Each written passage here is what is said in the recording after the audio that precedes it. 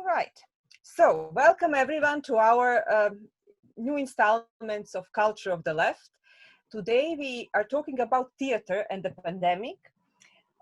As you have probably been following, discussions have emerged addressing various issues about this sector, from precarious economical, financial positions of theaters and culture in more broader sense, to logistics of making theater with social distancing, to live streamings that some of us are enjoying a lot these days and even meeting to comment on and discuss. But some big questions, however, emerge as well concerning theater and live performance. For instance, is theater making possible, and if so, how, in times when the here and now condition of theater is no longer possible or temporarily not possible? In what forms and with what kinds of contents can it speak to this crisis? What happens to the political dimensions of theater in these circumstances? Can there be political theater in conditions where assembly is not possible? So these are just some questions that we have thrown out to start with, but our speakers and our other guests might have other questions, and there might be other questions and comments that emerge. So I will now introduce our speakers in sort of the little order of appearance that we have made, and then the floor will be all yours. So we'll start, if you don't mind, with Janelle Reinel. Hope it's okay, Janelle, although it's very early where you are. And just for those, Janelle doesn't need much introduction, but just in case, I do the introduction bit. Janelle is Emeritus Professor of Theatre and Performance Studies at Warwick University. She's joining us this morning from California. Janelle doesn't need, as I said, much introduction. She has published widely on issues of performance and politics, and I will only mention today some of her works, such as The Grammar of Politics and Performance that she has co-edited with Shirin Rai, the Gendered Citizenship collection that she has done with Vishnu Priya and Shrinka Sahai, her book on the British political playwright David Edgar that she has co-written with her partner Jerry Hewitt, and her most recent contribution, perhaps worth mentioning in this context especially, is her contribution to the Routledge Companion of Theatre and Politics. Might be relevant for what we are talking about. And one last thing I want to mention about Janelle is that it all started from Janelle and Vishnu Priya, from their fateful meeting at some point somewhere at an IFTR. And this is where probably a decade ago now. And from then on, the collaboration of JNU and Warwick was in motion. And I think it's fair to say that we kind of fell in love with each other at that point. And that many projects later, here we are with the Cultures of the Left. So I think this is worth sort of saying. So anyway, so let me now move to my next guest, to our next guest. And today I have, again, I think we have a pleasure to welcome two theater legends of Indian theater. So I just introduced my first legend and I get to the next very shortly. This is Molayashi Hashmi, the actress, activist, director of renowned political theater company Janam. A lot has been written about Janam. I read dissertations about Janam.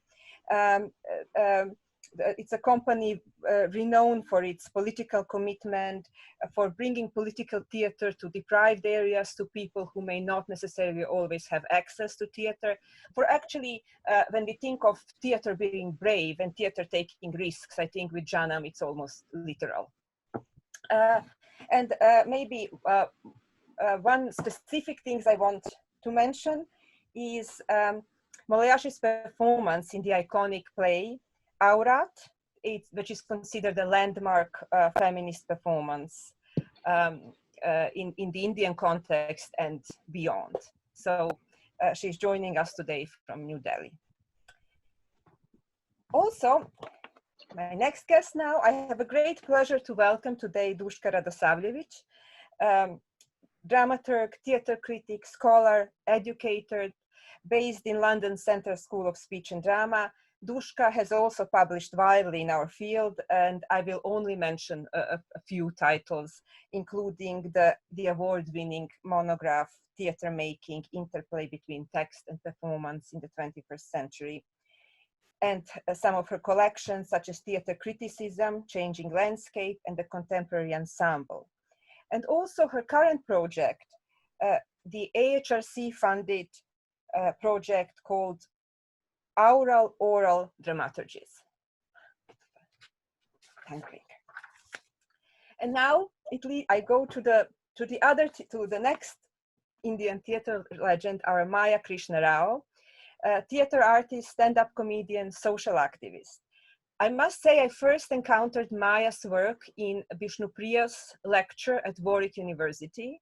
I remember it very vividly. She showed us pieces from Maya's performance, the Deep Fried Jam, and I was hooked. And then I had the good fortune to see Maya perform live on numerous occasions in the iconic performances such as Ravanam, and of course the landmark performance of Walk, created it has various variations, but it was created on the spot almost in response to the Delhi raid. And from then on, with all this, I'm truly blown away with Maya's work.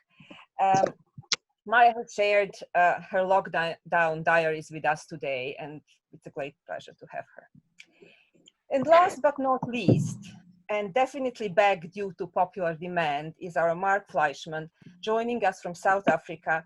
Mark is theatre maker, artistic director of the award-winning South African theatre company, the wonderful Magnet Theatre, that also works in the I think it's fair to say, works in the forms of physical theatre, and also often with young people with a kind of educational mandate, and often bringing in people from to get skills from areas that are often deprived as well, and tackling important issues.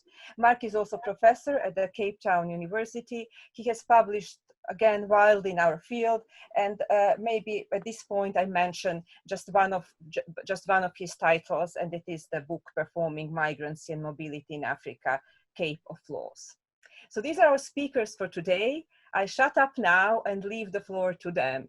So Janelle, can you start, please? Good morning, everybody. It's lovely to be with you. That's all I can say. So we only have 5 minutes, so I'm going to get right to it. My comments are largely in response to the reading that we had, The Forgotten Art of Assembly. Now, I must say, I was in deep sympathy with some of the questioning impulse in this piece, which seemed to me to be being suspicious of the motives of making performance at this grave time, feeling that often those responses could be more a response to the anxiety of the artists themselves about disappearing and about being forgotten. And also about the precarity, the economic precarity that the institution and all of the individual workers who work in the fields of theater and performance are experiencing at this time.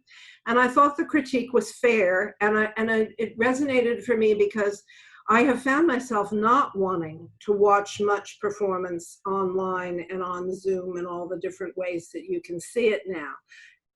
I just didn't want to do it, and I didn't even know why. In fact, it's been bothering me, sort of like, what's that about, kind of thing, because here there's been a lot, as there has been, and I keep read the Scud list, so I know what's gone on in the UK more or less, and I know there's been quite a lot there too, and I'm assuming in India that there's a bunch because Indians are so theatrical in your art practice. But it's bothered me, and I found The Forgotten Art of Assembly both, almost poetic, quite eloquent in its case. At the same time, I've marveled at a few, but nevertheless, some extraordinary creations that have come up at this time that I think have been propitious and useful. In addition to Maya Rao's videos that we just have seen in the last 24 hours, I'd give a simple example from here in California. There's a small solo venue called The Marsh. And in reaction to the George Floyd murder and the Black Lives Matter protests, there was this week on Monday, a number of skilled performers presented. They belong to a group that they call Formerly Incarcerated People's Project. That's the theater name. And they were featuring performances at the Marsh from mothers whose children have been in prison and impacted by the American penal system. Very appropriate for this particular time. And there was solo performances. They were done originally live, but they certainly worked on Zoom in a very easy way. These performances don't seem to me to be without merit, and indeed they seem to me to be political interventions. So part of it is the quality or the content or the suitableness of what is produced. And maybe a lot of production is not so useful, but certainly some things are, and useful in a political way. So trying to figure this out, I thought about an old performance studies debate. You will recall, those of you who've been around a while, Phil Auslander's 1999 book called Liveness, which sparked a large and intense debate among scholars having to do with whether liveness versus mediation has any particular qualities that are worth celebrating. And the basic take of the book was that the difference between live and mediated had more or less eroded or collapsed, and that they were not so distinguishable from each other. And in particular, he thought it was a form of romantic nostalgia to say that liveness brought about community or presence. And he also questioned the political impact that was possible for live performance, thinking that argued that it was a cachet of live performance and that was no longer appropriate. He has revised that book in 2010 because it has continued to be useful in the field and people have continued to debate its ideas. Here's a quote about the political part of it. If live performance cannot be shown to be economically independent of, immune from contamination by, and ontologically different from mediatized forms, in what sense can liveness function as a site of cultural and ideological resistance? And his particular reference there was to Peggy Phelan's Unmarked and the whole notion of the special status of live performance. So in 2010 and beyond, in an article from 2016, he's changed his position lightly now. He still attacks the sort of ontological idea that there is inherently in liveness something special. And he's moved to a more phenomenological position, kind of back down, but not really. And what he says now is that people experience liveness in their own way, that it's historically contingent, contextual, situated, and that now maybe on their cell phones and their FaceTime conversations or in online chats, this is the immediacy and nowness of reality that people now think of as live. Quote, to the extent that websites and other virtual entities respond to us in real time, they feel live to us. And this may be the kind of liveness we now value. Written in PAJ in 2012, that comment. So he concludes that the audience experience is the locus of liveness rather than the properties of the thing. And I have one other connection to make, and that's to audience research. And as I sort of frantically was looking around to see where to go with this, because some of you know that I myself had been involved in some audience research project in the last years of my teaching. I found a newish book, 2016, by somebody that I respect quite a bit, Matthew Reason. and he co-edited this with Anya Lindelof. It's called Experiencing Liveness in Contemporary Performance. And what do you know? The liveness debate joins up with audience research in this book. It is a collection, so there's a lot of different ideas in it. And this is basically an argument for a phenomenological approach to understanding liveness, as I had been kind of indicating there that Auslander was also moving in that direction.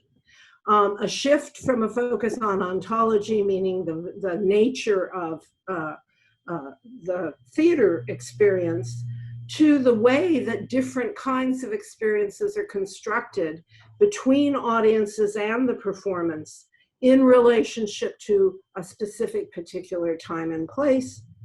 And these are, the argument is contextual, situated, historically contingent. So, to conclude, what I think now is that some performances online can have the power of the live that we have seen reaffirmed, I think, through the recent protest marches and through our experience that we want to be together, that we want community, that we want to experience things with other people, and that it's really a deprivation not to be able to. So I think that gets reaffirmed. But I think that a sort of philosophical move to considering how that feeling of community gets constructed and to realize that there is a range of experiences in which that can happen and interrogate how do we get it is the direction to move. Okay, I'm done. Thank you very much, Janelle. Already a lot of food for thought. I will call now Molo Yashvi to join us with her comments and reflections if possible.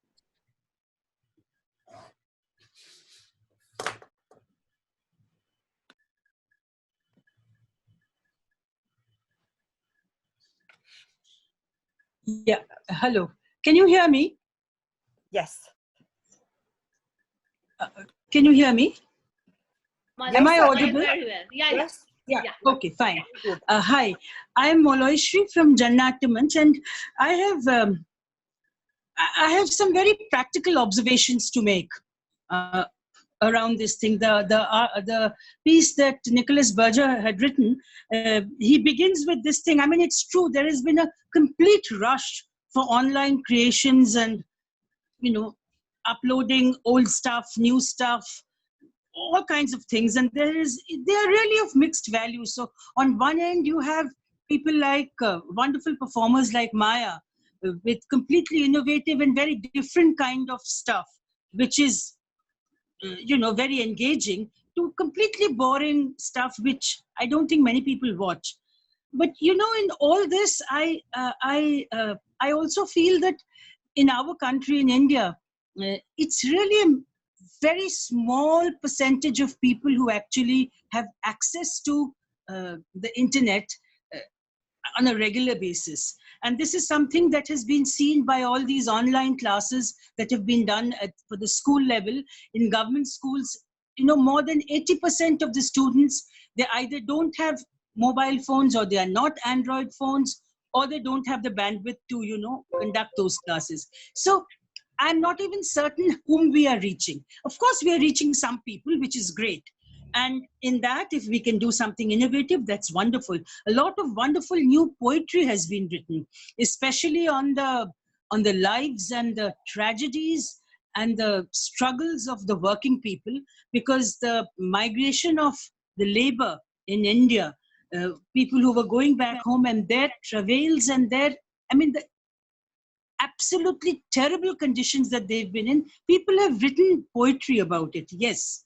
But that's still not theater, because a strange kind of live theater is being carried out by those people. And these are these are Jannatamach's, the group I belong to, our audiences.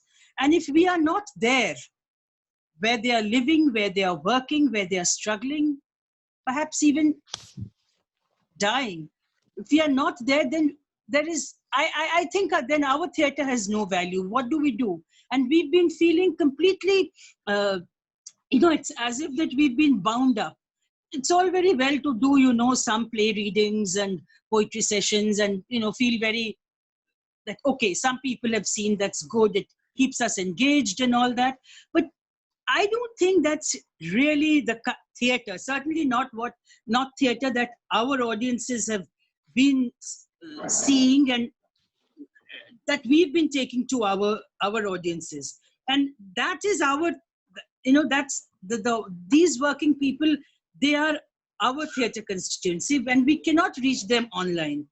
So what do? I guess we just have to wait till this phase of the pandemic is over and go back, go as soon as possible back on the streets, back in the bylanes of the slums. And even then, I think that what would be the form, how the spaces would change, whether people would come and stand in tight groups, not so tight groups, maybe they'll be dispersed. I don't know. Because one thing I know, that at the ground level, there have been a series of small protests, demonstrations by workers around various, labor issues. Because given the, in the garb of physical distancing and social, will they call it social distancing? I would rather call it physical distancing and social solidarity.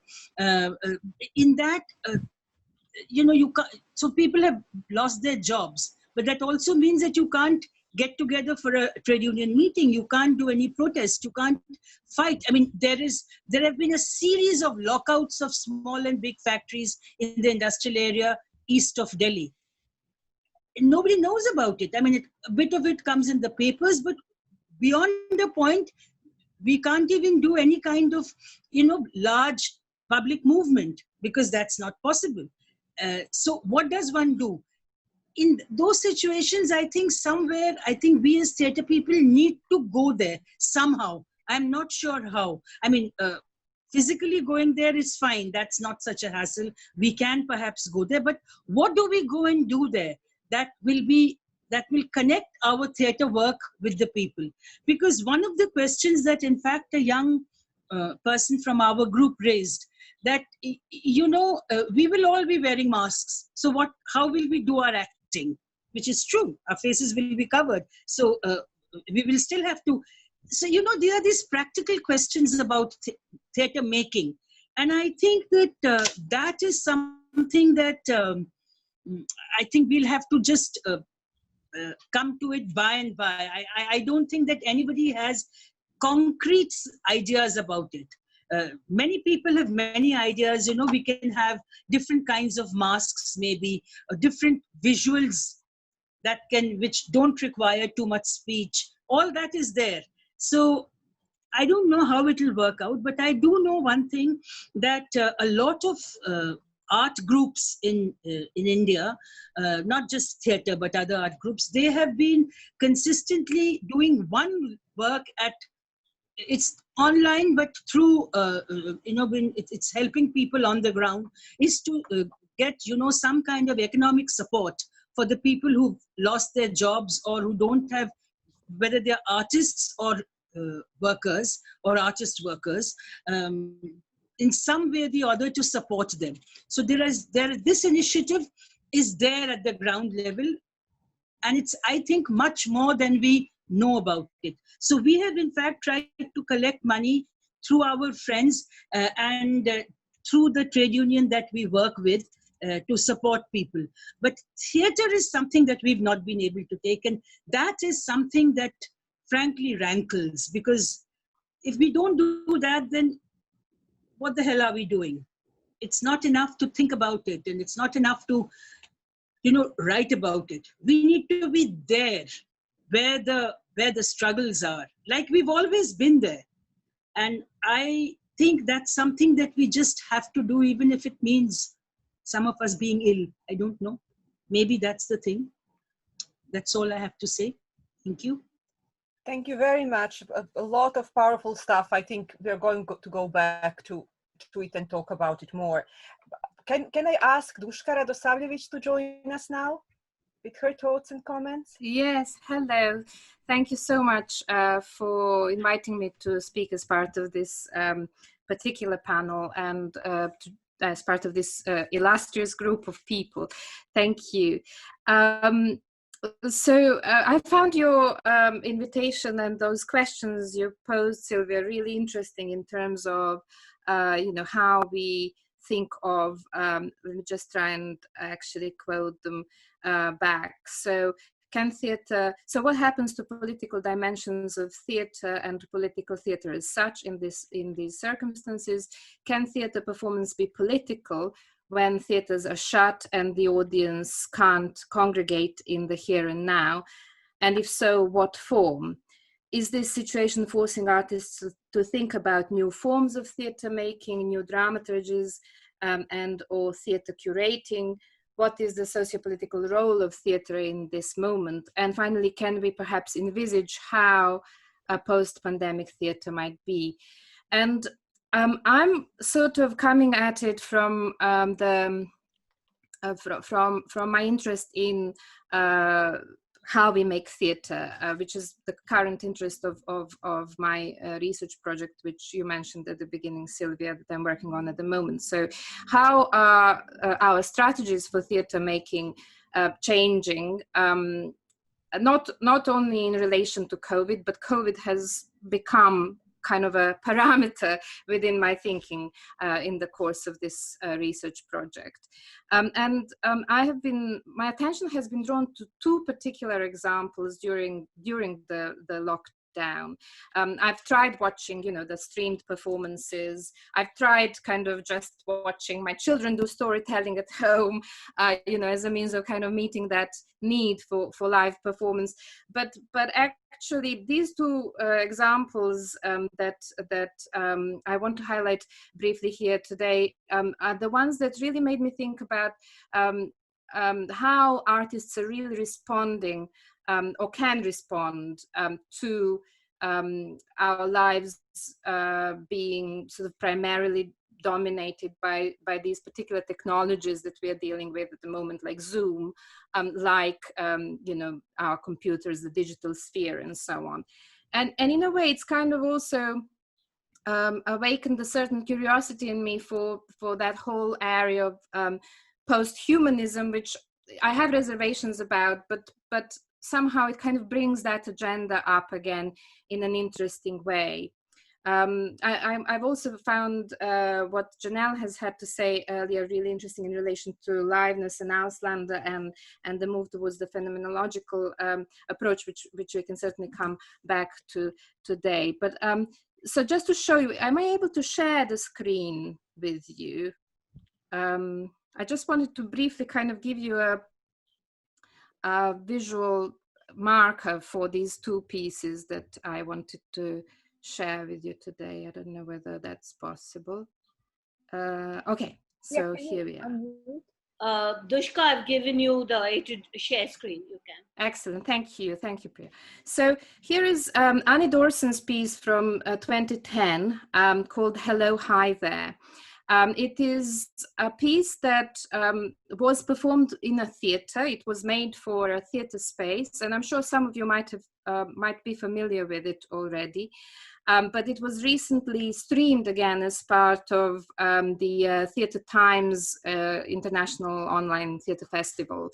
And Annie Dorson also spoke about this work in a Q&A. And what was quite interesting about it, in terms of its content, this is a piece of theatre that gets chatbots to talk to each other. It is done against the backdrop of a TV debate between Noam Chomsky and Michel Foucault from 1971 that was aired on an American TV channel. So we see the video footage of the two philosophers being interviewed for the TV program in the background, and we get the chatbots talking to each other. And they are engaged in a kind of dialogue that is always different. Every performance is completely different. It's something that Annie Dorson has called algorithmic theatre. The dramaturgy for this particular work was developed as a bespoke thing with her working with digital technologists and people who do coding as their profession.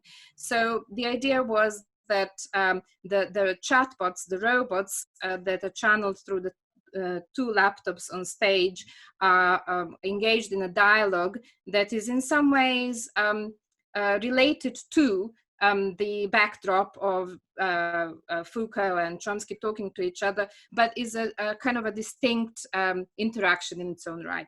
The piece has been perceived as Beckettian, and Annie Dorsen spoke on this occasion about her anxieties when the work was originally coming out in 2010, about how it would be received by an audience sitting in a theater and watching non-human performers interacting on stage. However, it seemed that actually watching this piece as being streamed as part of lockdown somehow brought it to life in a completely different way. Those concerns were no longer at the forefront of our imagination. It seemed completely natural that we were actually engaged in watching machines being in some way anthropomorphic, or kind of engaged in some sort of mimesis of human behavior. Another piece that I discovered, which I found really interesting, was a piece by a German maker called Oliver Zahn, called In Praise of Forgetting Part 2. And this is what it kind of looked like. You watched it on your screen. It was actually performed live through Zoom. It is related to another piece of theater that Oliver Zahn has made previously, called In Praise of Forgetting. And this was going to be a piece that he brought to the Gateshead International Festival of Theatre in May this year.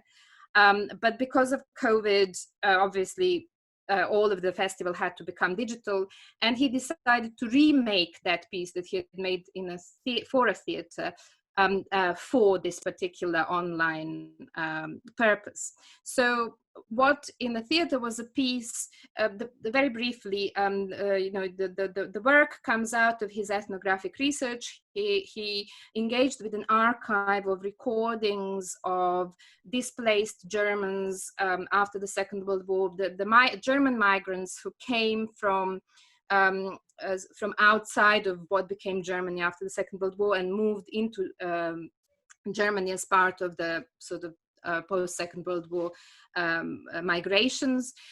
He engaged with an archive of conversations and songs that were preserved by one member of that community, and reflected on it in terms of, as the title says, what the value might be of actually not memorializing certain aspects of one's culture, because there was a lot of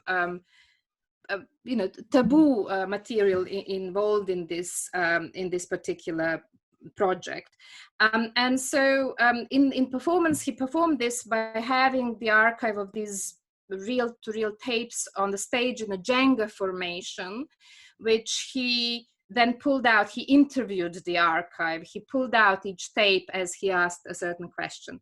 But in the online performance, he completely reconceived this particular piece to be completely performed by him, just moving text boxes and files around his computer desktop. So I interviewed Oliver Zahn as part of my project, which looks into kind of how we might think of storytelling differently in the digital age, in amongst other things. And he explained how one of the reasons why he really wanted to mediate this material in this particular way for the viewer was the way in which, it kind of, when you watch your own computer screen and you watch the files being moved around on it, it already sort of evokes the idea of you having a virus in your own computer. So there is a virus on a different, the virality being explored on a different level. There is an analogy of the virus kind of contained within the dramaturgy of this piece.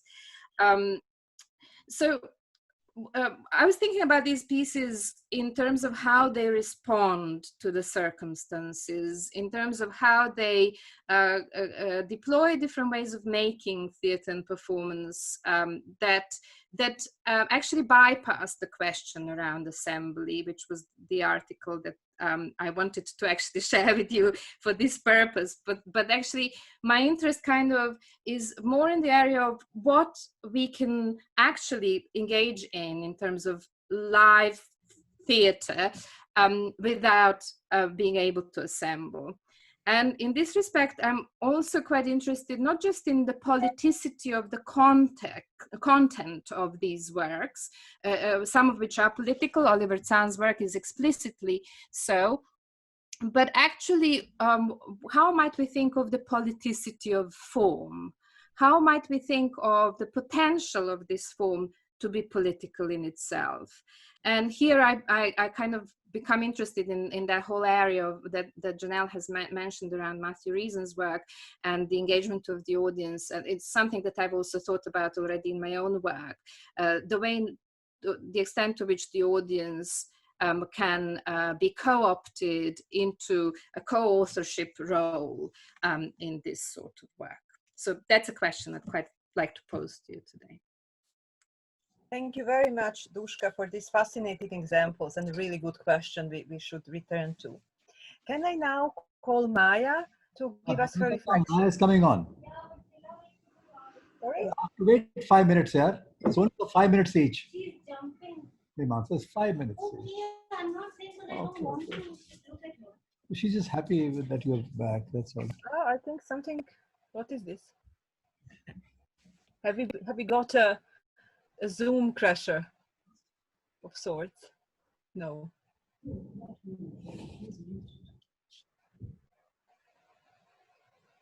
Maya, are you there?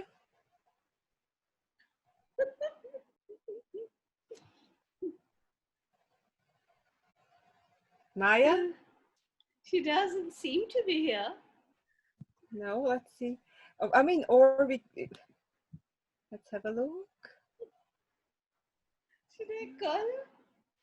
Yeah, well, if we can, if Mark, you're fine with this, we can, I thought Mark might be good for the end to kind of bring things together a little bit, but we can, it doesn't matter really. We can, if you're ready, Mark, are you okay to maybe give us your reflection now and then? Oh, she's back, she's back, she's back. Okay, perfect, she's back. Okay, Maya, can we have your reflection now? She came in and she left, went out again. Maybe her internet is giving her trouble. Maybe there is something with the connection. So what do we do? Mark, can we move to your reflection? Yeah, let's do it. I'm sure she'll rejoin, yeah? Yes. Yes. Okay, can you hear me? Thank you, Mark. Yes. Yes. Okay, so I've written something very brief, which is a response to the reading, The Theatre of Posthuman Immunity, that was provided as one of the inspirations. So I'm going to read that and then I might just talk a little bit after that. So I would begin by saying that only in very rarefied and elite spaces can we begin to contemplate such notions as calling the human into question. For the rest, there are the all too human consequences of inequality, poverty, disease, etc. I'm not convinced by the idea that in Beckett, the human fails to appear. Godot fails to appear. The humans are eternally and persistently present, however deluded and imbecilic they may be. In my local context here in South Africa, my colleague and co-artistic director at Magnet Theatre, Mandla Mbotwe, always speaks of our work as peeling the wound, that our collective wounds have been bandaged up and left unattended, and they are now suppurating. The work we do must open up the wounds so as to engage that which has been left undone, that which remains to be done in our project of freedom. This resonates with the Artodian idea of revelation, an eruption into visibility through a collective drainage of abscesses. I've always been excited by the idea proposed by Alan Reed that theatre is the last human venue, even if I have a hunch we don't always understand it in the same way. In my own practice and in the practice of Magnet Theatre, we have always operated with the conception that theatre must always set out to begin again, to reinvent itself in the face of its ending. I am thus convinced that theatre or performance must continue to embrace its intoxicating power to produce ontological vertigo. So when I watch Maya's clips, despite being affected in so many ways, I am very aware of what I am missing. The power of her intoxicating presence in our common space and how that draws me into the vortex and the vertiginous and shatters any sense of containment, alienation, and certainty I might believe I possess. And how that pins me down and stops me from moving away and demands a responsibility. And when I watch the work online, I miss that terribly. And from that place of uncertainty and longing, I will end with some statements. One, we will begin again, and perhaps not exactly in the same way. Two, there is no ethics without face-to-face. And three, urgency begets assembly despite all. For now, here where I am, our work is to sustain a community of people who depend on Magnet in so many ways for support, to ensure that they get through this and are ready to take on to the stage again when circumstances allow. That is our work for now, much less the making and performing and much more the holding. So in my view, from the perspective, I feel that the rush to online distribution of performance entrenches inequalities, geographical and class divides, and builds up communities of exclusion on an increasingly massive scale. And that's something that I'm very aware of, even in this conversation. I think if you are sitting, it's what it sounds like from listening to Mulayashri's talk, and from where I'm sitting here in Africa, the idea of the kind of utopian dimension of the technological space is just that, utopian. It's not something that is in any way able to replace the particular phenomenological immediacy of the experience of being in a theater and experiencing live performance. So yes, we can have discussions of aesthetics, we can describe how these things work, but I know that for us now here, the only thing we are trying to do is to keep people alive. That's fundamentally the bottom line. I'm not disputing the interest of stuff that's happening on the internet, but for us as a company, it's a waste of our energies when people are actually dying around us, and that the majority of the people that we are working with, if they have 5 minutes of internet connectivity in a day, that's a lot.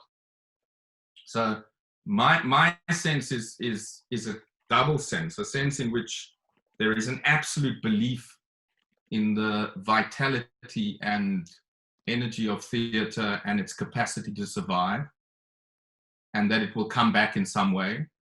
But at the same time, a strong feeling brought into extreme relief at this moment, that what this sense of the virus does in the world is entrench the significant disparities that occur between communities of included and communities of excluded people. And so my work and the company's work has to be about trying to work with those who are outside of that digital domain, so to speak.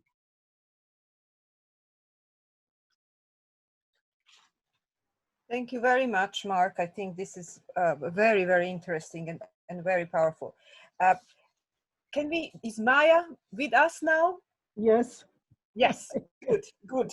We got worried that we lost you in the Yes. cyber world. But I it's thought good. I lost myself. All right, the floor is yours. Okay, thank you very much. Thank you for having me here.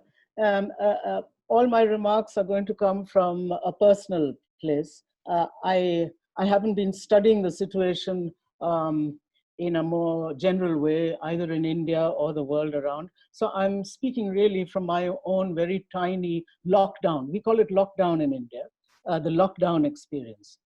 Now, I think something, please stop me, Sylvia, when I cross that 5 minutes. But I've made a lot of points and I'd like to throw them out there and for people to respond. So I'll just keep going till you stop me. Now, first, I think, and I don't know how much, US has now somewhere, we have a commonality in that they've got a Floyd phenomenon, but we were already there. We were riding the crest of a massive political protest wave pre-lockdown. And we were all kind of, a lot of us were rallying around a single theme, which was to do with identity. What makes up the Indian identity? What makes up citizenship? Who can we call a citizen? And all our protests were out there. And as you know, I don't need to repeat all this. The women, and particularly Muslim women, were very visibly there morning, noon, and night.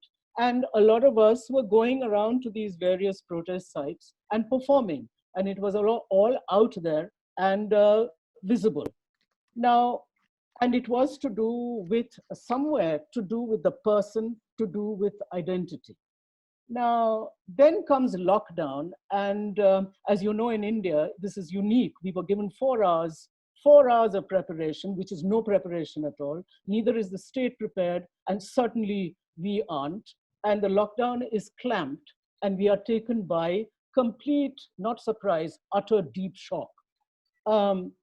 What I'm trying to say in the beginning is, while the politics and political theater were on a roll anyway, pre-lockdown, and to me, and I'm going to come to that, post-lockdown, for me personally, there was that moment of shock when the lockdown happens and you realize I can't step out. My body is somehow now very fragile. The bodies of my family, and I have an ill husband, is very fragile. I can't get out. I've got to stay here.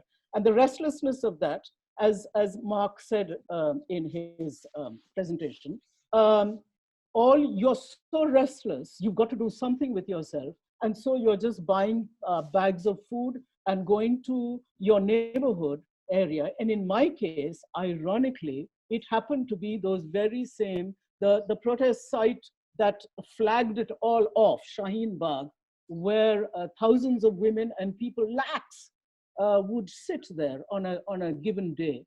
I live very close to it. I live very close to Jamia University, where all the political unrest began, where the students were beaten up in the library. And now suddenly, at the end of March, I am driving in a car with my boot loaded with rice and lentil, and I am driving to Shaheen Bagh. I can't even recognize these places because they're completely deserted. You're supposed to have a curfew pass. I didn't have one. And I thought my white hair is going to be my passport. I'll somehow, do this to the policeman and he'll let me go. And so I was just distributing stuff. And then, of course, you come to the realization that you can't do this. There's only that much money you have in your pocket. There's only that much you can. And so you stop. You stop, and then begins, of course, in your lockdown state, a restlessness. Who the hell am I? What am I doing? What do I do next? I think what happened was, in a moment of how do I survive, and I don't mean monetarily, how do I get through the day? It was a matter of survival, that I had to give myself some kind of a practice that would see me through the day. I felt I couldn't do anything that I usually did, to pick up a book, to read with a sense of relaxation. I couldn't watch television anymore. Anyway, that's become unbearable anyway. All the things I did under the normal situation, I didn't seem to know to be able to do anymore. So I gave myself a discipline, which I'll come to later. But here I want to make, there was something, I think, where one was slipping from one state into another, while the CAA movement was all about identity. And we were all standing there among hundreds of people talking about, we don't need papers, we don't need to prove who we are and what we are. Suddenly, this whole body has become completely vulnerable. And you want to put away your body. I had the feeling that I want to lock my body somewhere, and can I just get this mind and imagination moving? This body needs to be somehow, and I have to say this, at least for a lot of us, I think Anu, Vishnu, and Malaishri will bear me out. We weren't so taken up with the precautions, because once you knew those 3 precautions, this thing about wearing a mask, not letting your hands go to your eyes or your nose, and keeping that 1 meter distance, that one was out of the way. The rest was really about the politics unfolding out there on the streets, which had already happened pre-lockdown, and now was continuing in a sharper, far more acute way. And we all realized from day one, this is going to become a means of control. And that adds to your restlessness and your sense of helplessness, that I cannot use my body, and anyway, this damn body is quite fragile, and everybody is reminding you that you're post 60, so you better not step out. So you want to put away this body. Then unfolds outside, which is again to do with survival. It's about food, food, food, food. People need food. And very soon it becomes about life and livelihood. I mean, actually what I'd like to say is that while we used to go to protest sites to perform, the protest site itself was a performance. People gathering together, and certainly the way Shaheen Bagh women and all the other women across this country were sitting was a performance in itself, and we were performing within it. Now, everything seemed to be so theatrical. The floor, the grounds had been completely cleared. The state was very, very efficient in pulling down all the tents that held those women. The women had left really very super sharp performative objects, reminders. There were wooden beds with their sandals sitting there. In Shaheen Bagh, we know this, it's a famous picture of their wooden carts, as we say, just the bed, and their slippers, meaning we are still here. This is, nothing can get more theatrical than this. I speak through my object. I speak through my pair of slippers. I'm in my home, which is not far away, but here I am, and I'm going nowhere. Now, all this is very enthusing. It's very, very enthusing. It's very, you feel somehow that you have to carry on. You must push yourself, because they are not out there to perform anymore.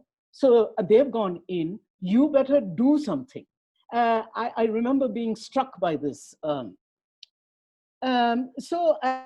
also the utter, it hit me as being theatrical. This thing about getting into your car at 5:30 in the morning with this food stuff, as I said, and going through this desolate ground. Desolate.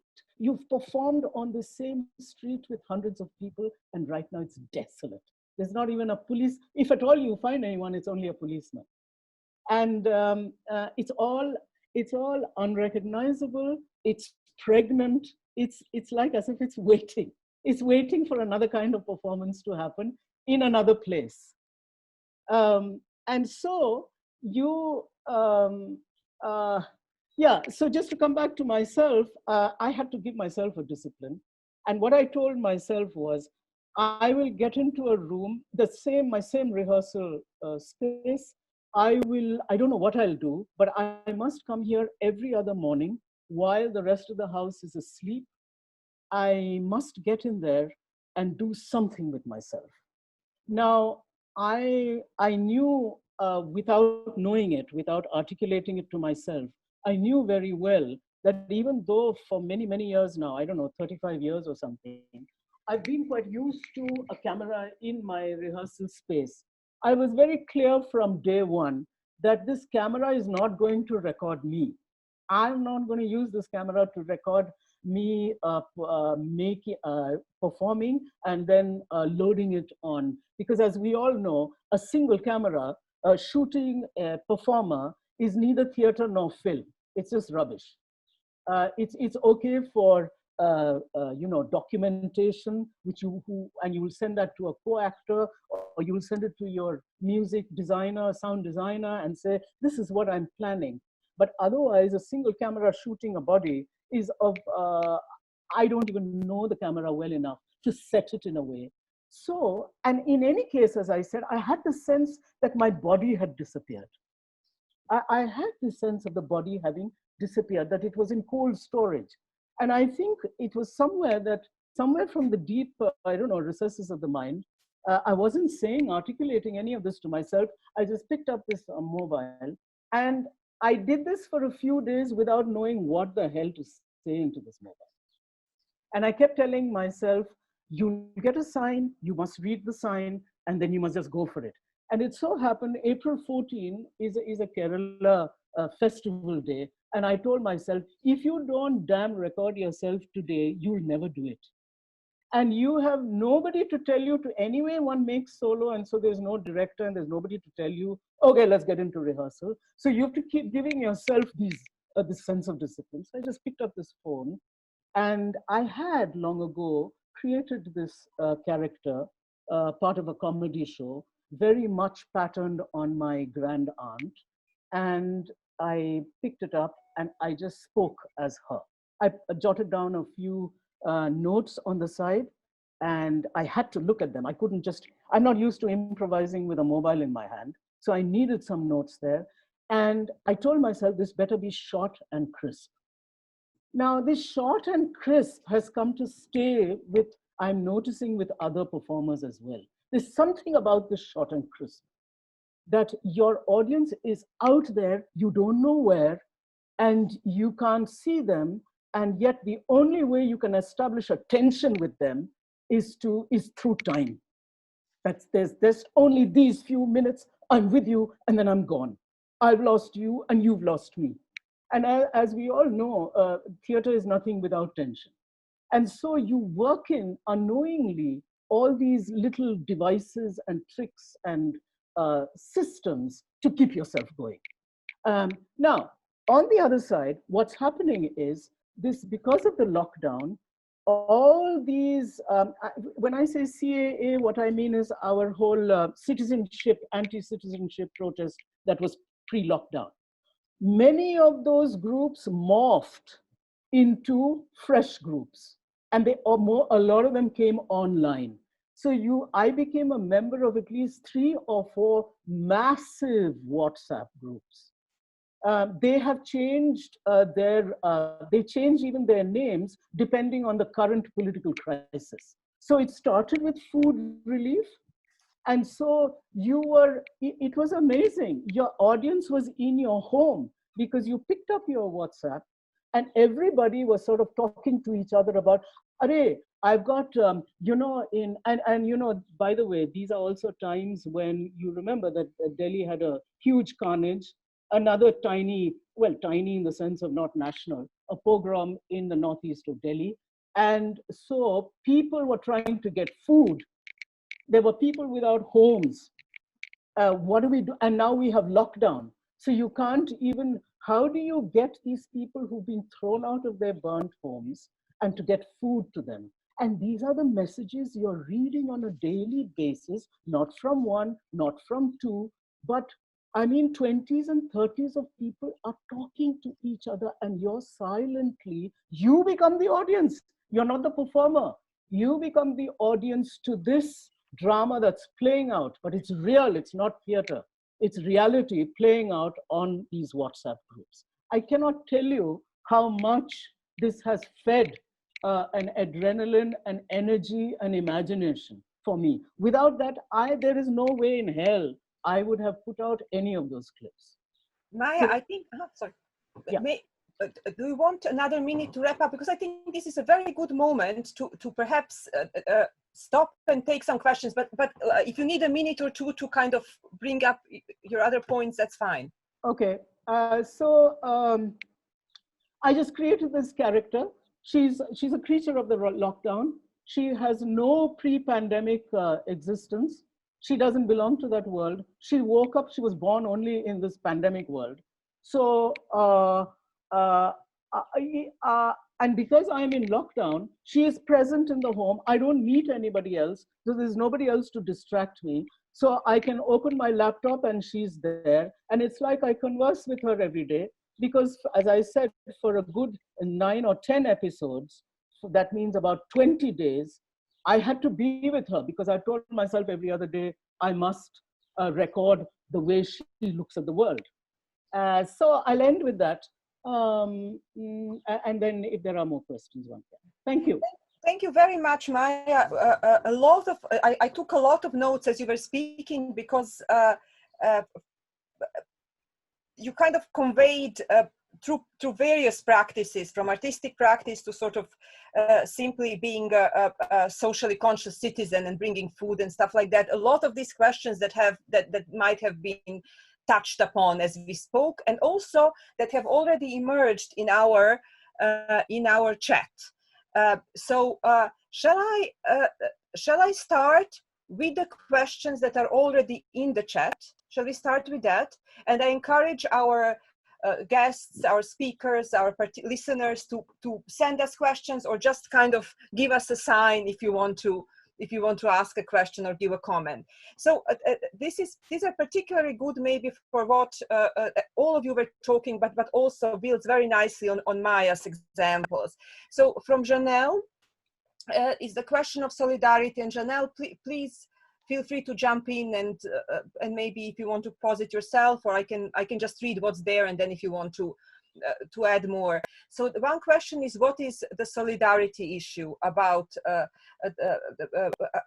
being there, about being present? So I think this has emerged I think in all the talks that we heard today in one way or another. So can we tease out the importance of it, is what Janelle asks. So the question of solidarity. And then I think the other aspect of a question that came later, again from Janelle, in relation to Magnet Theatre, but I think it kind of links, and is this the role of institutions such as Magnet Theatre. Is it somewhat separate thing from the performer in terms of the ethical challenge? So something to discuss. So if I can build on this second one, I find it very interesting thinking of Maya, your work, thinking of Janam's work, thinking of Magnet Theatre's work, which is very embodied, very physical in different ways, or counts on that present, and then moving away from being present the way you did, and just giving us the voice and the image. So that sort of level of individual performer and how you intervene with form, and then a level of theater on a more institutional level, and thinking about, is there a practical role, not just an artistic role that theaters do now? As Mark was saying, we are trying to help people survive. So anyway, if Janelle, I was trying to read from the chat, but if you want to kind of make any clarification, or shall we just put this? Yeah. No, I'm happy with what you've put together, Sylvia, for those two issues. It seemed to me, first of all, that we did have a sense that being physically present together with others had an importance that couldn't be gainsaid in this moment. And secondly, Mark's talking about the role of the institution, like what his theater needs to do as a theater to take care of its people, etc. I've seen that so much, even in this country, in the theaters, who are all struggling to figure out, and restaurants too, for that matter, their key people. What can they do to try to keep them alive, to try to keep them employed, or whatever it is. So there's a certain kind of ethics that goes with being an institution or being in charge of an institution, which is slightly different from what you do as an individual when you're trying to figure out what to do. So you got it. Those are the issues.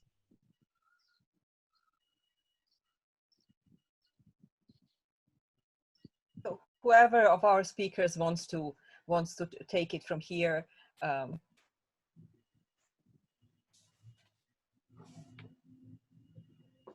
Mark or Maya. Sorry, you want to pose the question? So what are we looking at? Okay, shall we look at, shall we do, well, there are basically, yeah, do you want? Start with the solidarity issue. I mean, the thing that Maya said about how before the lockdown, that she was and they were in the space with the protesters and they were part of the protest in their performing. They were inside. And then the kind of blank streets and only the placeholders of that protest. And the problem then of what to do with yourself. I'm asking, what is it about being physically and bodily with others that is so powerful and important that we really need it? Why is it not good enough if it's online? I don't know that I agree. I'm actually okay with it being online. You know, yeah, sorry, but yeah, somebody else. I'll come back later. Oh, none of us think that it's, we may all think that you know, it works both places, but it works differently. It's not the same affect. Yeah. But you know what I think? I think somewhere there's something in my mind that says, particularly political theater, that if we don't keep practicing in whatever way, and right now our audiences are very live. They are there on Instagram, WhatsApp, blah, blah. They're on many places. They're looking for articulation. They're looking for, I mean, activists have told me, Maya, don't you dare stop that comedy, because that's what keeps even us going. Otherwise, sometimes I feel maybe I like to be just a service, like a bus transport service. If that's what theater is doing now, so be it. And I have this niggling thing that if I don't keep going now with this online way of meeting an audience, which frankly, I find it very live. The other way that I find it live is when you post a piece of 2-minute theater, you're sitting there along with all the other chats that are political chats, personal chats, social chats, and somewhere art is sitting alongside everything else. And I find that truly, we've all been talking about how do we make art more present in people's lives. And right now, social media, while we can't, there's no place for our rehearsal space and no outside space to perform in. Whereas in India, everybody has a phone. Every person has a phone. This becomes the big challenge. It's available. And they are all talking to each other. And I, for myself, have never got as much response to performance as I have done since April 14. People in India neither clap too much, nor come into the green room after the show to tell you about your show. But the kind of, you know, I just share this one last thing. People, when I have posted, and I think it's because it's comedy as well, people have become characters and turned on their microphone on their WhatsApp, and in a character that they have adopted, they are now talking to my comedy character. So not even as audience, but in character. And these are people who are not even performers or anything to do with theater. So I find the audience very alive. And this last point, I think if I don't keep refining and finding how to work in these lockdown times, when things actually open, I wouldn't know how to, I mean, I need to know what to do now in order to transport or to know how to come into that new normal. Yeah. Sorry. Yeah. Can I say something? Hello? Excuse me? Yeah. Can you hear me? Yes, yes, go ahead. Yeah, I think that I think that the online space that has suddenly opened up, and its the various aspects that people are exploring because of the pandemic. I mean, that is something that one cannot ignore. Of course, it is there, but I really think that certainly. I think in our country, it is still a minuscule of the population that is there watching, what is being created. In the cities, maybe more, because certainly not in the rural areas, because I've seen time and again when we perform in working class areas and in slums, there have been times when we've done some kind of interactive feedback and all, that so many women especially, they say they don't have a phone, so they give the number of the son or the husband, or sometimes the brother, as a contact thing. Not that they are going to be contacted, they can't be, because they are probably not told. But what I'm saying is that not everybody, and by that I mean that most people do not have access to online things. But that doesn't mean that the online space should be ignored. Of course not. And I think it's wonderful the way a lot of maybe not in theater, but in other sorts of things is being done. But somewhere at the end of the day, I think we just have to find ways and means of going back to the ground. Sylvia? Oh. Sorry, I think Mark wanted to say something. Yeah, I just want to agree with that. My concern is around these statements that say everyone has, we have. It creates communities of inclusion on one level, which I'm not sure are sustained when you dig down deeply into the structures of society, particularly the class-based structures of society, and particularly in the global south. I think that there is there might very well be devices. I think there are lots of devices in our experience that are floating around. The ability to get that device to stay online for any length of time is questionable. The strength of that signal when you are online is questionable. So the capacity to watch something through from beginning to end is very unusual in this context for most people. I think that we have to accept that, and I'm absolutely clear about where Maya's coming from. I also happen to live with a performer. A performer will do what a performer needs to do on their own individual basis to deal with the need or the desire to express or to practice or to do whatever happens. If I understand theater as something which is collective and social and organized on some level, then that is a different set of concerns. And my particular experience here is that we're trying to run online training programs with our trainees in the theater, because not offering them that will essentially cut them off from any kind of contact outside of the small communities where they happen to be locked down. So in that, the experience, even when we raise the money to buy the tablets and send them out into the communities and buy the data to go onto the tablets to connect, we are finding it's just impossible. Coverage isn't good enough. Even when everything has been paid for them to be online long enough to participate in any meaningful way in activities, simple activities, nothing hugely complex from a technological perspective. And so as we speak in these terms, everyone's got a cell phone, everyone can be online, everyone can do that. We are creating different communities, and there is what has been described as that waste part of the community that sits on the outside.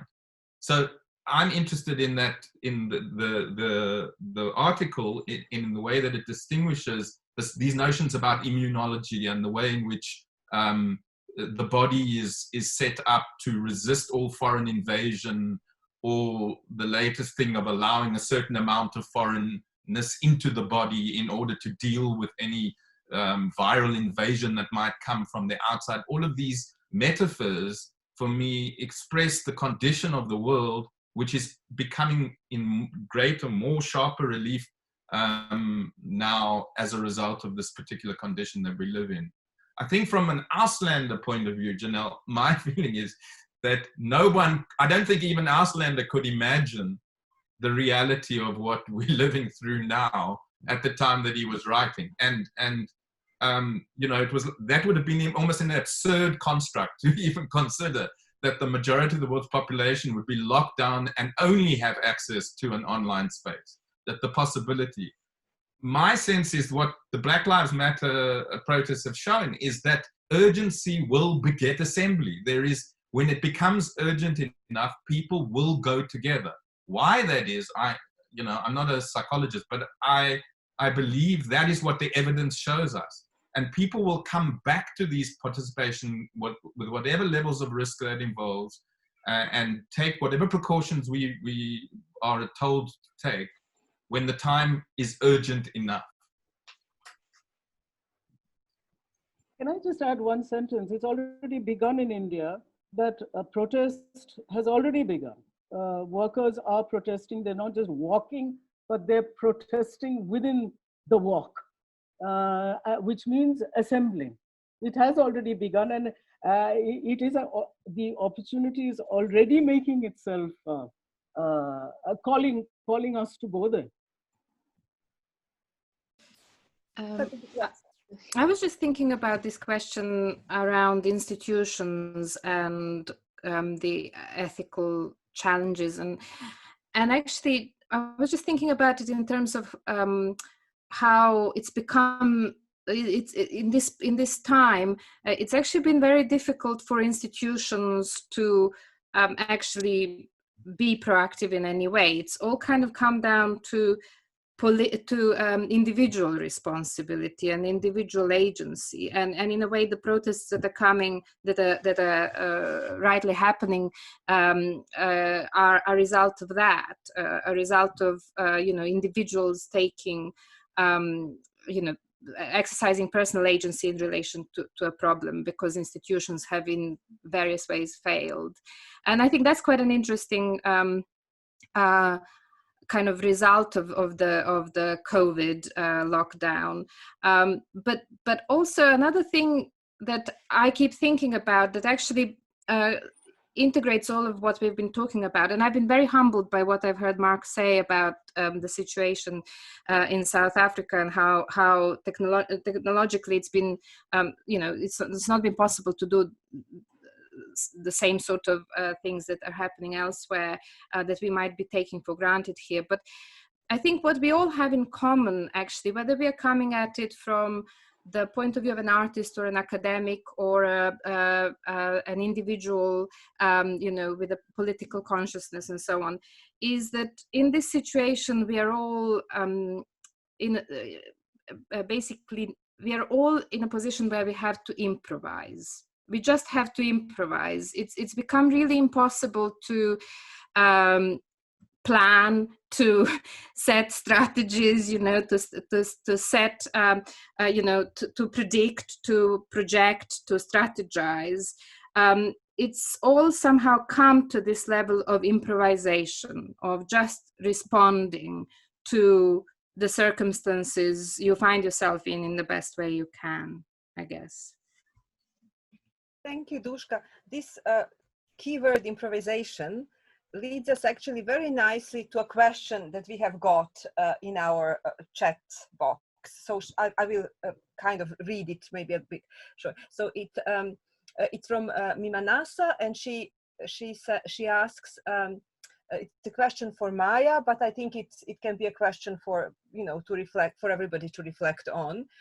It's the thing about rehearsal space being at home. So this conflation, I suppose, of of home as a rehearsal space, home as a performance space, but we might say also, if we are not performers, for a home as a space of viewing, for home as an auditorium in a way, where we watch the streamings or take the, so can we, she asks, can we turn it around, and maybe now, since we are all stuck at home, we see the performance space at home and how the performance space is also a rehearsal space. What is the relationship? Is it about refinement? Is only our best shown through performance? And so how does improv come into play? So it kind of links to what you had to say, Duška. So it is for Maya, but I think, Duška, if you want to pick up on something, or it's for everyone, I suppose, as well. I guess you could also phrase that with, for some of us, with how the home has become a school as well, you know, but yeah, it's a good question. I can't answer around the rehearsal room. So Maya, will you pick it up, or will you pick that one up, or it's maybe a question for a performer? No?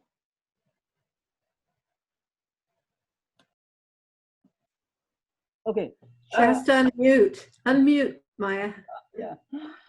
I don't know how best to respond. All I know is in my head, this old divide between improvise, rehearse, refine, perform, all that's been blown to the winds now.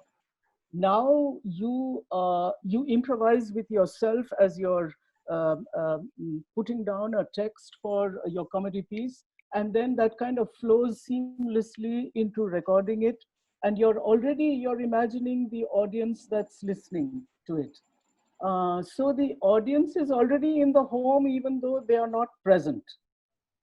In my head, they are present. That's why I think I need to go into that rehearsal space in order to cut away from the home and to be in that room to imagine them.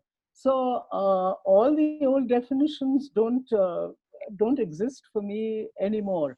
And I somehow feel that I need to savor this more and more, because the world is going to be changed. We are not going to go back to the old world where we assumed that we will meet each other every day for the next 10 years.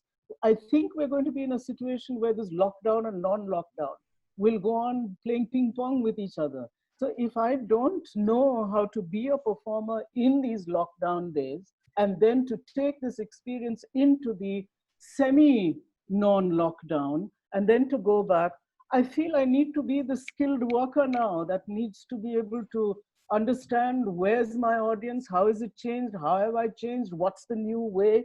And of course, as we know, this lockdown has been wonderful in terms of just ruminating and exploring the things that you didn't have the time to do in the old normal. And so I quite like that the performance itself is a rehearsal in a certain way. That when you pick up that phone, or the Mansi, by the way, I wanted to introduce Mansi. I invited her. She's the one doing the design of these little videos that we are making. And she's from theater studies, so Anu knows her as well, I assume. So it's about, can one explore how soundtracks get made? How do you use the camera in a different kind of way to make little clips now, so that you will find out more about the camera? So in the new normal, when we all come out, I would have found another way to use it. I don't want to think that I want to get back to the theater that I used to do. I'd like to think there is another kind of theater that's waiting every day to be done. And there will be, in India at least, these lifting of the lockdown is happening in phases, because they are also improvising. The state is improvising. They don't know what the hell they're up to. So they are improvising. Oh, shall we let restaurants open now, but not let the metro begin? Oh no, let's shut down the restaurants because the restaurant owners don't have workers and it's not economical. So you keep responding to them and improvising. They are improvising, and you better get damn good at this business of improvising, because they are controlling you anyway. The control is so huge and sharp that if you become invisible by this, I really wanted to say, I don't want to be invisible because that gives them even more control. The moment I go invisible, I don't mean me personally, of course. I mean us. If we go invisible, that only means they've gained more control. And it's a very thin line. Tomorrow, as all the Indian people know, everybody, every other day is getting picked up for sedition. You say one line that they interpret in a certain way, you can get picked up. I most certainly don't want to go to prison and be open to COVID, but these guys have picked up all kinds of people, including a young pregnant woman, a man in a wheelchair, a man who's very ill. And it tells you even more that you cannot afford to become invisible and wait for that time when the lockdown will lift, and or that you will seek performance spaces. Maybe the time has come now to just get out there and make, but you say in India, you'll only get picked up by the police. And I don't want to get picked up and be thrown in prison where I will have not even my laptop and the facility to make these tiny little clips. So I must be visible every day. And I'm not even sometimes interested in the quality of what I do, which is terrible. You just make and you post and you say, today's post is pretty bad, but let it just go. Tomorrow may be better. But I just simply have to be visible and keep that dialogue going and sitting together with all my other comrades who are working on different fronts. I think it's very important you brought up the question of risk, which I think was mentioned already. Mark mentioned it in a different way. And I'm thinking also of Maloyashi's theater and Janam. And so the question of risk, can we pose the question of risk on various levels? Risk for in terms of political safety, to not, of being on the one hand, and then this other risk on the grounds of health. So is there a point when these two risks come together, or what are the risks we are talking, and also the need to, we have a need to assemble.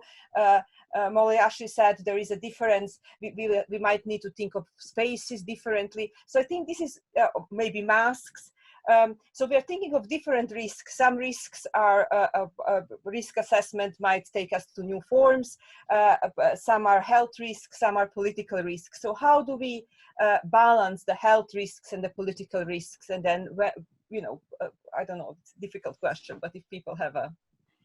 Can I add something here, a sort of a question, but what was very important for both Mala, Maya, as well as Mark, was also that, this idea of waiting for the crises to be over, at the same time take off the political activism, the actual, the sort of very important public protests which were sort of building up, and their participation in the middle of it.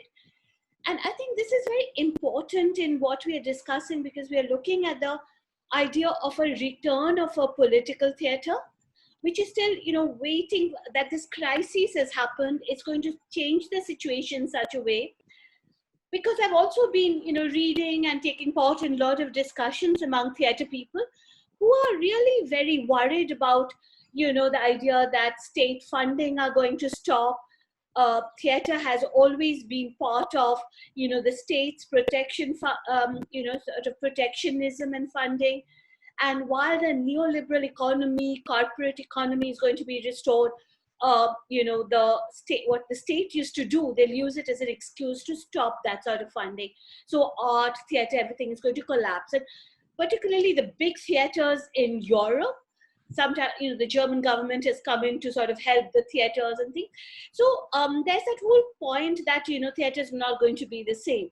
But when we're really talking about the activism, political theater, which is right in the streets, I saw there was a basic optimism and the idea that if we wait it out, we are going to come back, and sort of resonating with the idea that a political theater can survive without the state funding. We just need our audience back, which used to be the basic ideal. And what was so fascinating that, though now you cannot go back to the public spaces, a lot of the strategies are being worked out. Like, you know, Mala talked about poetry, you know, the sort of passionate enunciation, the idea of comedy, which Maya works on, which, you know, the May Day bookshop anniversary on the 1st of May, you all invited Aisi Taisi Democracy. So new strategies, and again, something which was quite interesting in all the talks, and I just want to say that, is, you know, the crisis, the COVID has not created any big heroes. Like, you know, all these state heads from Modi to Trump to Johnson, Bolsonaro, they all sort of failed. They reveal themselves as a sort of clowns. And if there are any heroes, it is, you know, what Maya was talking about, you know, the woman who left their slippers behind, George Floyd, a lot of time his thing is coming back. You know, as sort of Mala was saying, that worker, the migrant worker who's leaving away. So it sort of resonated with, you know, Brecht's idea that it's a society which cannot, you know, it's the capitalist society should not be able to create these larger than life heroes who we eulogize through theater. So it's a negative hero, the little man. And I thought that was sort of coming in very interestingly, and, you know, everybody is just waiting to go back into activism and theater, and I think that's very hopeful.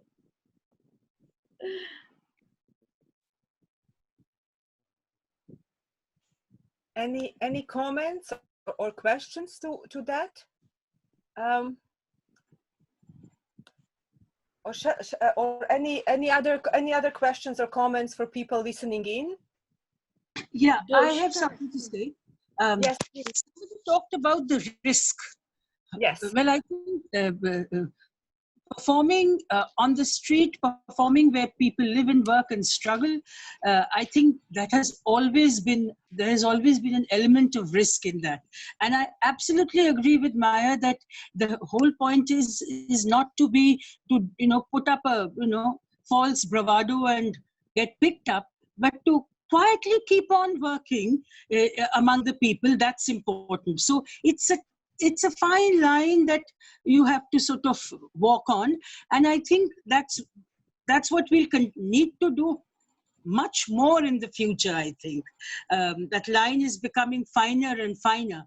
But I also think that, and this is something we've not been able to do, but we've talked about it, that, you know, we need to perhaps talk with some of our what we in Jannat Minch call local hosts, you know, the women's organizations and the trade unions who call us, to have some kind of creative dialogue with them to understand what is it that they want. Because we found that in the past, you know, when we've come at an impasse, even in the kind of theater we are doing and trying to make something different, trying to address the times and the situations, this kind of a dialogue with our local hosts has been very useful. And maybe that's what we need to do. So, I mean, we've been talking on and off on the phone, but right now, you know what the most important thing was that our trade union comrades and our women activists, they were going door to door trying to just, you know, keep people from starving. That was the most important thing. Theater wasn't. So, you know, that conversation could not be started. But I think now when more, you know, agitations are beginning, I think this is the time to sort of, you know, jump in and do small things. Maybe the form will change, as I said. I'm not even going into that. If it changes, it changes. But this is the time, I think, to start that. Thank you. Okay. Mark, yeah. Yeah, we can hear you. Did you want to respond? Yeah, no, I just wanted to agree with so much but the thing that I feel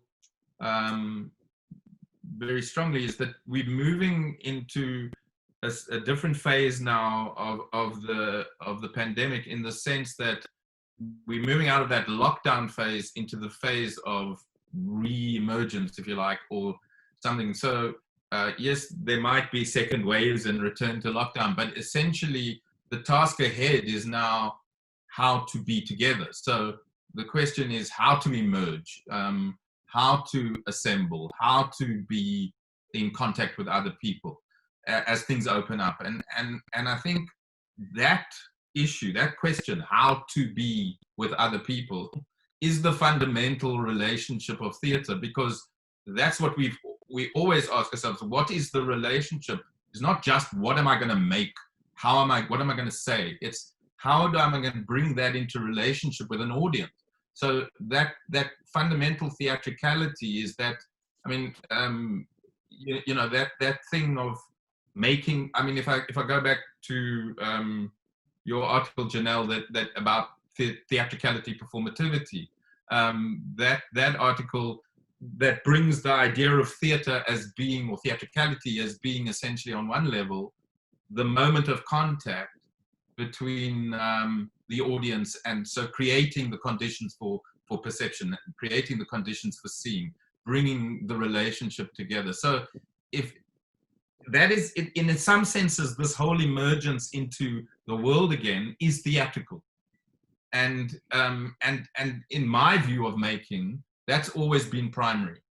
Before I can even, you know, what are the conditions for seeing here? What are the conditions for experiencing? How do the audience and the performer engage with each other? You know, and what always, I was thinking recently of a quote from Maurice Blanchard, where he says, the danger exists that the disaster might acquire meaning rather than body. And so this idea of a kind of performance which is completely contained or structured or framed by what it says or how it means, as opposed to how it bodies, how it comes into, how it creates a body of experience, where the body is the contact between the point between the performer and the audience. So for me, when I sit and watch that event online, I feel like a different experience. I feel like the phenomenology is completely different. I feel like my whole experience of time is different. You know, I ask myself, why is it that I can watch hours and hours of series on Netflix, but when I watch theater online, I just want to click through it as quickly as possible. I just want to, you know what I mean? I can sit in the theater and watch people perform live for hours, but I can't watch performances online without clicking along the timeline and getting it over with as quickly as possible. I just get the gist of the thing. And I feel like, you know what I mean? I feel like there's something that's missing. There's a kind of third dimension, if you like, that's missing in the experience of that thing. That's me. I am not being prescriptive here for any way of experiencing, but I'm just saying that I think the conditions of the emergence are the conditions of learning to be together, which are fraught with risk, and those things need to be negotiated in the same way that theatre makers negotiate the audience and the conditions for seeing in any particular production, before COVID, after COVID, during COVID, whatever. I think this is a great sort of question, how we rethink how to be with other people, and when as people were speaking, and Janelle, when she mentioned also the question of liveness, and then the questions of forms, and one of the questions was what are the forms we can respond in to this situation, not even logistically, because the logistical part is for a limited time, but then there is the after, the post-COVID as well. But then I think there is the other part of the question concerning ways of seeing, forms of viewing, and this is another form of being together, of viewing, of seeing, with its limitations and with its issues. But so how do we conceive of this? So I think it's one of the key questions actually that we could add to our list of questions.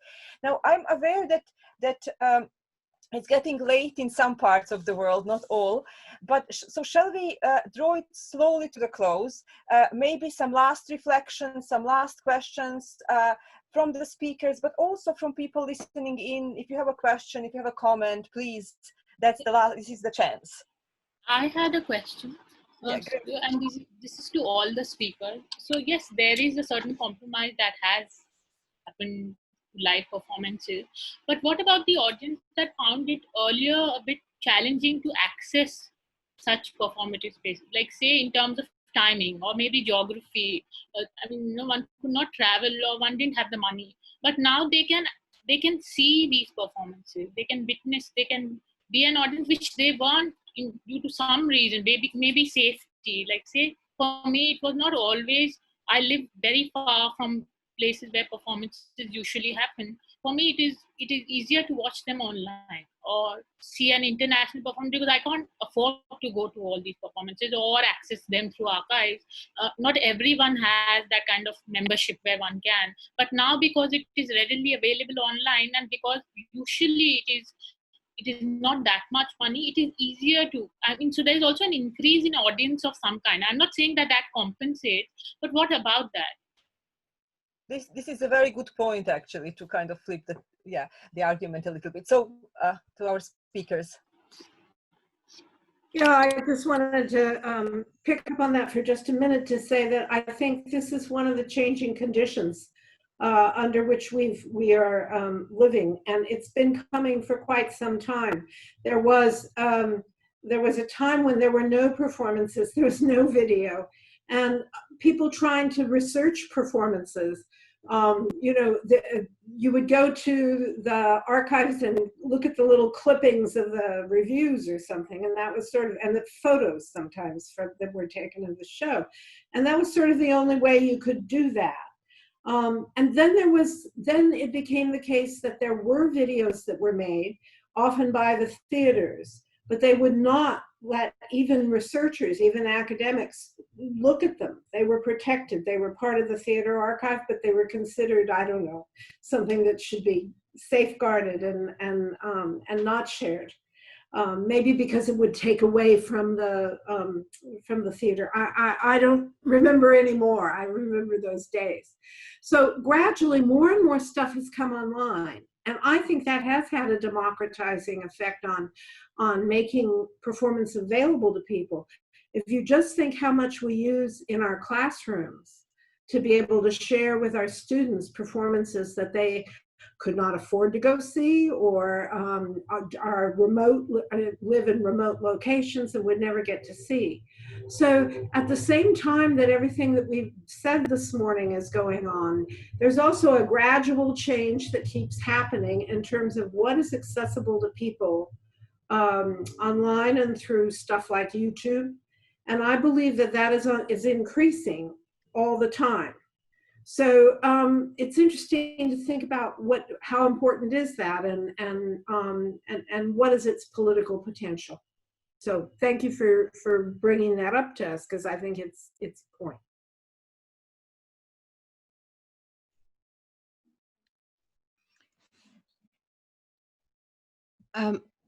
No, I just would kind of reiterate that, and actually, it's become so much available. The recordings of performances have flooded the internet in a way that it's almost kind of at some points created a fear of missing out. Like, are you seeing all the performances everybody's talking about? That they're now completely accessible for free and are no longer closely guarded by artists and theaters. And I also recognize this impulse of it them being difficult to watch, these performances being difficult to watch, difficult to sit through, because you're missing that sort of element of the shared space and shared experience and so on. But somehow it kind of it requires a new, learning new skills and a new discipline in some ways. I mean, I have made myself sit through some performances because I, had to or wanted to or needed to be able to, talk to people about, talk to the makers about them. I guess alongside that, what's also emerged has been this awareness of maybe some performances landing themselves better to this particular way of mediatization. And these are often performances that, like, for example, one that's worked really well, which I think might still be available, is The Encounter that Simon McBurney made, to be listened to on headphones. And because of that element of the headphone kind of being so crucial in that experience, it kind of, gives you something that makes it more bearable. But yes, I agree. It's been great to see, these performances becoming suddenly more available, even if we all assumed that they didn't really exist in the recorded form. All right. Any other final thoughts, questions, comments? Shall we call it a day, night, morning, whatever it is? Yes. All right. Well, thank you very much, everyone. This has been absolutely brilliant. There's so much to take away with us, I think, and think more about. It was a great pleasure to have you all here today. To be continued. I want to say my thanks, my official thanks and goodbyes. So we'll stop recording short in a few seconds, but do linger for a few more minutes so we can do a bit of the informal goodbye and how are you and stuff like that, because some of you I haven't seen in a long time. All right. Again, thank you, everyone. Thank you for coming today, for listening in, for sharing your thoughts. Right?